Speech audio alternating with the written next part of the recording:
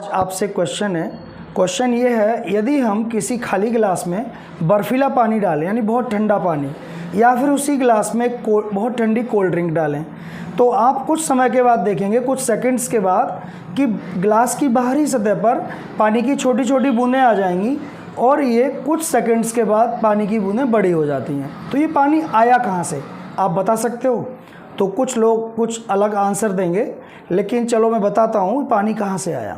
तो पहले तो आप ये समझ लो कि हर तरह जगह की हवा में पानी की कुछ ना कुछ मात्रा होती है हवा में, यानी कि हवा में भाप के रूप में पानी मौजूद होता है, जिसे हम आर्द्रता या ह्यूमिडिटी बोलते हैं, इंग्लिश में ह्यूमिडिटी। तो हवा में पानी की मात्रा होती है, वो भी भाप के रूप में होती है और हवा के साथ मिक्स होता है ये पानी। और कमरे में न तो हमें हवा दिखती है, न वो पानी दिखता है बिल्कुल भी। तो जब सपोज़ कर लीजिए कमरे में गिलास रखा हुआ है, उसमें बर्फीला पानी रखा हुआ है या कोल्ड ड्रिंक है ठंडी, तो जब ये कमरे की हवा गिलास से लगातार टकराएगी, क्योंकि हवा के पार्टिकल तो चारों तरफ घूमते हैं, हमें दिखते नहीं हैं, पर हवा धीरे धीरे कमरे में मूव करती रहती है, घूमती रहती है, तो उसके साथ जो भाप होती है पानी की, वो भी टकराएगी गिलास से। तो जब पानी की भाप गिलास से टकराएगी तो संघनित हो जाएगी उसके ऊपर, यानी कंडेंस हो जाएगी। अब पानी जो भाप होती है जब ठंडी सतह से टकराती है तो पानी के रूप में आ जाती है।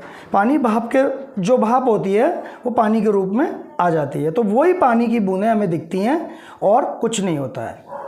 ठीक है ना? आप इसको इस तरह से समझ सकते हो कि एसी होता है, एसी एयर कंडीशनर, उसमें कहीं पानी नहीं पड़ता कूलर की तरह से। कूलर में तो पानी पड़ता है लेकिन एसी में पानी नहीं पड़ता।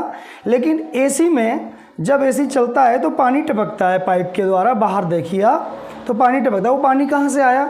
तो वही पानी होता है हवा का, और वो टपकता रहता है, क्योंकि जब वो भाप कमरे की हवा जब ठंडी हो जाती है तो वो कमरे में जो भाप होती है पानी की, वो कंडेंस हो जाती है और पानी के रूप में वो बूंद बूंद करके बाहर से निकलती रहती है।